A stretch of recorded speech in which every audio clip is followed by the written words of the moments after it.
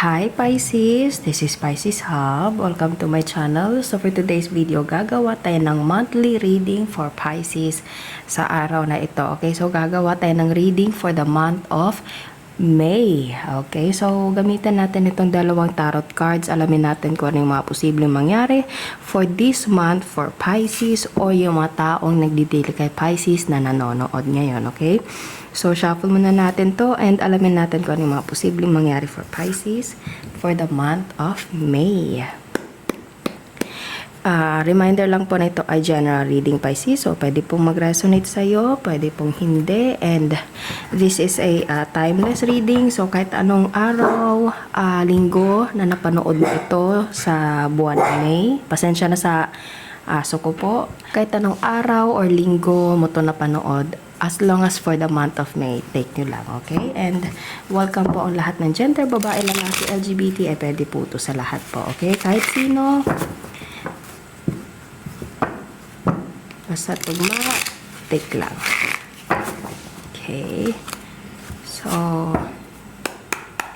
shuffle muna natin. Then, dalamin natin kung ano yung mga posibleng mangyari for Pisces o yung mga taong nagdi-deal for Pisces na nanonood ngayon for the month of May.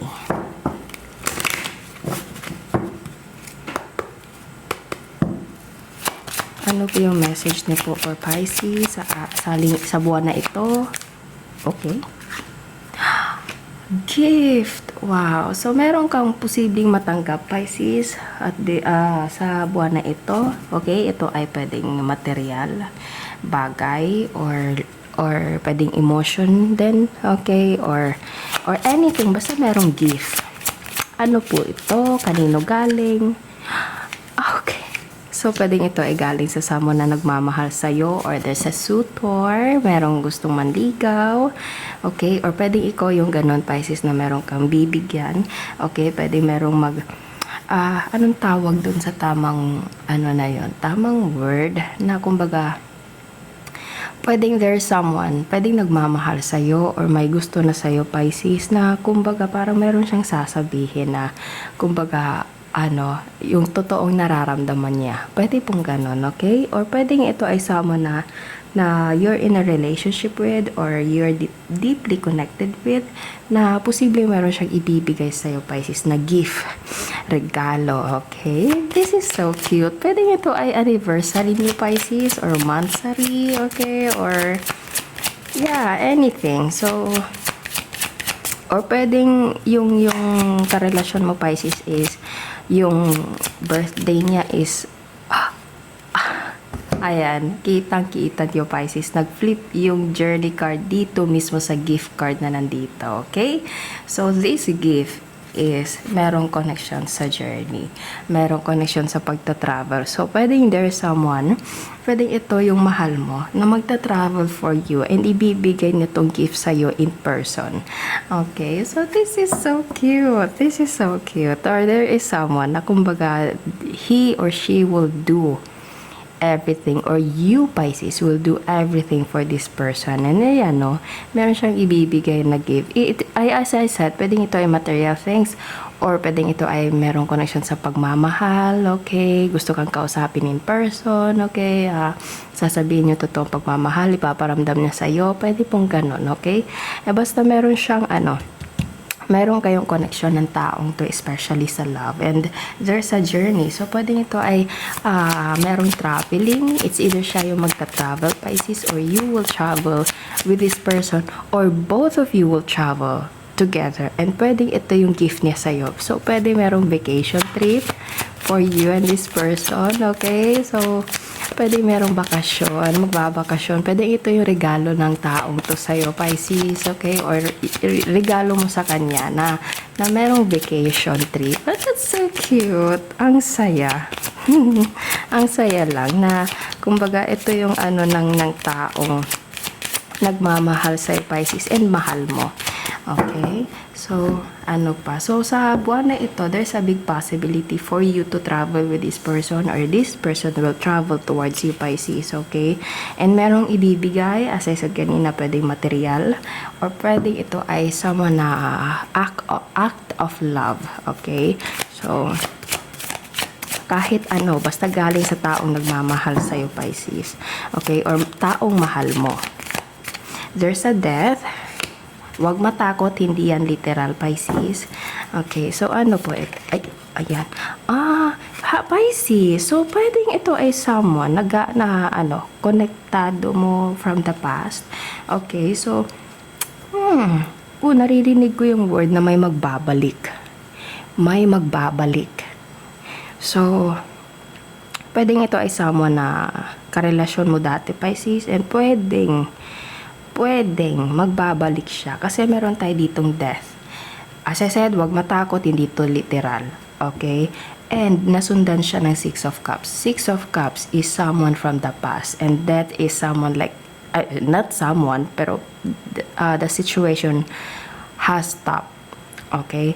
So, pwedeng meron natigil. Pwedeng ito yung relasyon nyo dati, communication, pag-uusap, connection, anything na parang natigil. Okay? And there's pagbabalik. There's someone from the past na magbabalik, Pisces. And nakikita nyo, meron siyang dala-dala ditong cup na may lamang flower. And ito yun, Pisces. So there is someone. Pwedeng ito ay, pwedeng meron kang, Pisces, someone from the past na pwedeng magbabalik. So, pwedeng makikipag-communicate siya sa iyo and gusto niya makipagbalikan. Pwede po. Okay? Or, sige, kuha pa tayo ng isang card po. Okay? Ano po ito? Any messages po? One card pa. Oh, okay. So, meron tayo, nagbigay yung tarot card natin ng dalawang card. So, there's a King of Cups with Ace of Wands. So, this person finds you so attractive.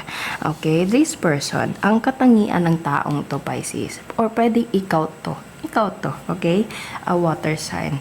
So, pwede you're the masculine energy or you're dealing with someone na masculine energy. This person is good-looking man. Okay? Or good-looking person. Or this person finds you so attractive.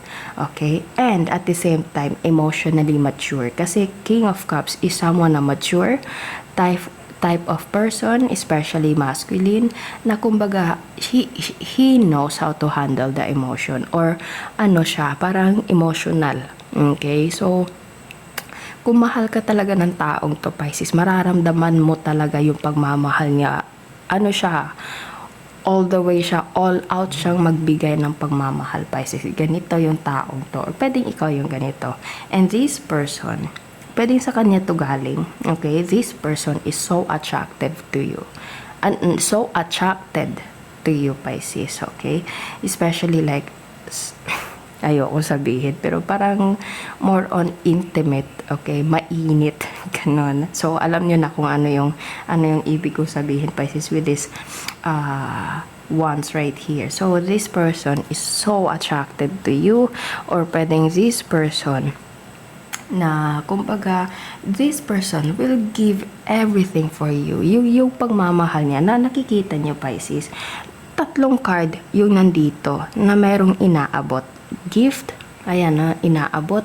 Six of Cups, merong inaabot. And Ace of Wands, merong inaabot. So, there is someone na merong ibibigay sa'yo, Pisces. Pwede ito ay literal, pwede ito ay emotion, love, okay? Kasi especially meron tayo ditong cups.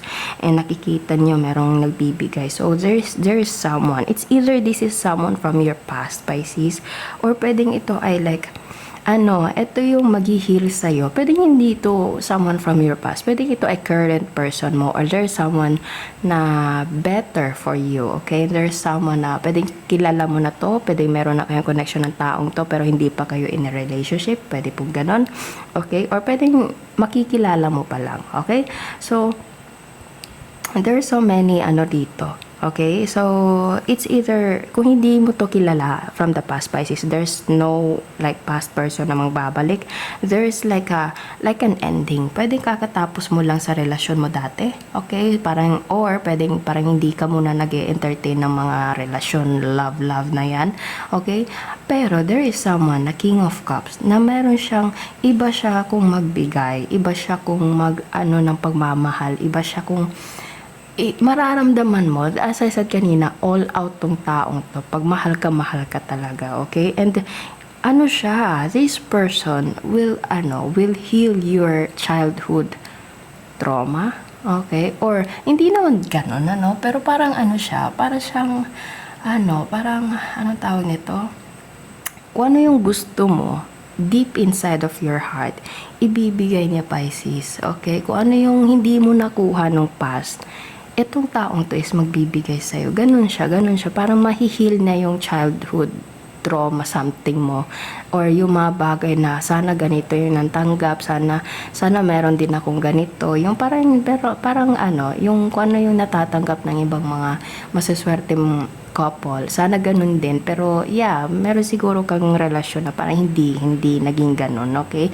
Pero this person will give you exactly or more than what you need, okay, or what you want, okay? So ang ganda lang. And also, pwede ito someone na medyo malayo sa Pisces, kasi meron tayo ditong journey, or this person, as I said kanina, is magbibigay sa iyo ng gift, which is parang for you and this person will travel together. Okay, have a vacation together, or this person will travel towards you, and meron siyang iaabot sa iyo, Pisces. And pwedeng ito yun. It's full of love, yung cards natin dito. And as I said, this person finds you so attracted. Okay, mahal ka ng taong to, Pisces. So, it's either karelasyon mo na to, or makikilala mo pa lang, or meron na kayong pag-uusap, meron ng konting pagmamahala na umuusbong, pwede po. Or someone from your past, pwede po. Okay, take nyo lang kung saan po mag-resonate, pero ganun po yung nababasa natin for the month of May.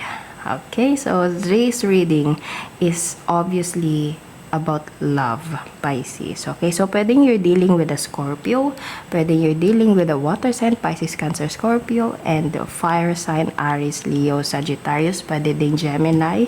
Okay, so yun po ang ating reading for Pisces sa buwan na ito for the month of May. Naway nagustuhan niyo po.